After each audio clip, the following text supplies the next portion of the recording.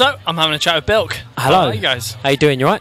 Yeah, good. All good? Nothing bad? No, going well, which is good. Nice one. And you're here at Reading Festival. How's your day been so far? Yeah, it's been alright. We're excited. Hot. We're excited. We've only been here about 2 hours, so we caught a band or two and just been like figuring things out and planning things out for the rest of the day. Obviously, we've got a few of these and stuff like that, so we're just kind of like, yeah, just milling about, chilling. Looking forward to later. We're buzzing for later, mate. Good. We're buzzing for later. You hoping to catch some bands while you're around this weekend? Yeah, we're going to try and catch a few. Yeah, hopefully. Good.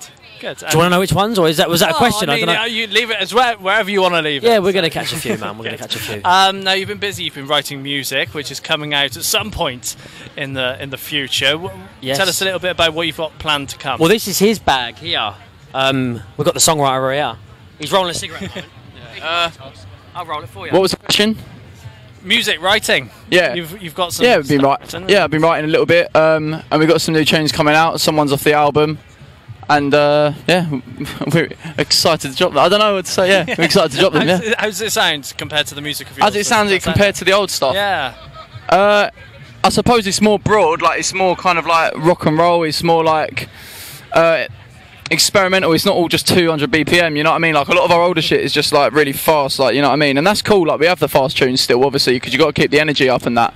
But we're just kind of broadening it now. Do you know what I mean? Playing different shit and that. Yeah. Because otherwise it gets really boring, and you know, you don't want to be predictable as a band, do you? Do you know what I mean? Yeah. And was it always the plan to do that, or is that simply just how it's? No, it wasn't the plan. No, it's only been the plan now. And like obviously, while we've done it now, yeah. Otherwise we would have done it 2 years ago. But no, like, you know. So it hasn't always been the plan. It's just you just kind of wing it a lot of the time. You know what I mean? See how it goes. Do what feels right. Yeah. Yeah. For sure. Now people will want to see you live and playing. What's the plan once you finish here this weekend? Where are you heading off to next? Leeds, obviously. Yeah. Leeds Festival tomorrow. We've got a festival. What one's that festival called? It's in Northampton or something like that. Go on. We're doing Town Takeover in Northampton next month. We're going to Holland as well. We're doing Misty Fields. It's going to be really cool. And we're playing Go To Be in London next month as well.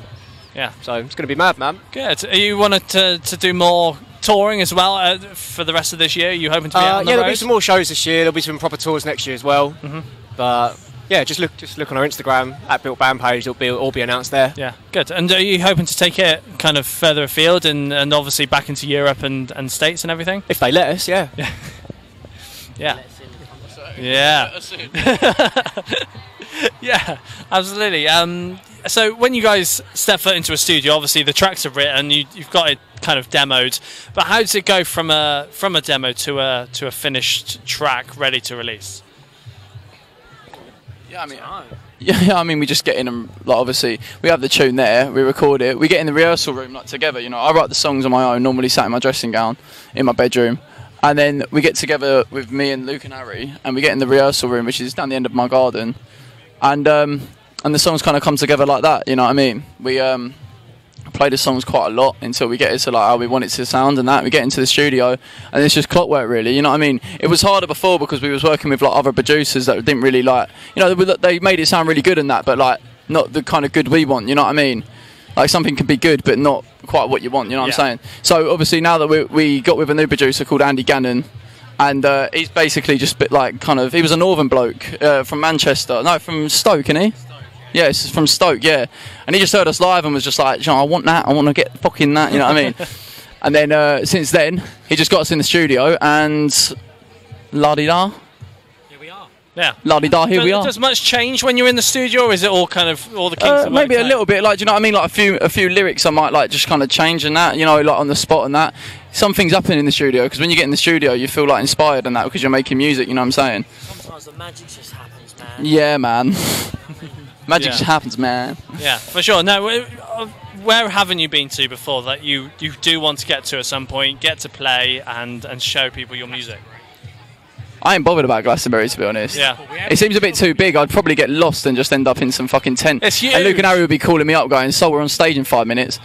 And I'd be in some fucking dance tent off my nut. You'll be at least half hour away. Yeah.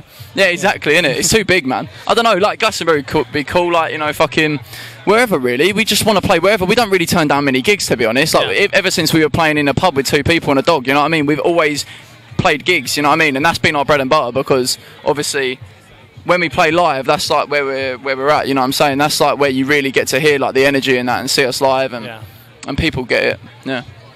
Great stuff. Well, BILK, it's been a pleasure having a chat with you. Thank you very much. Cheers. Cheers, man. Thanks.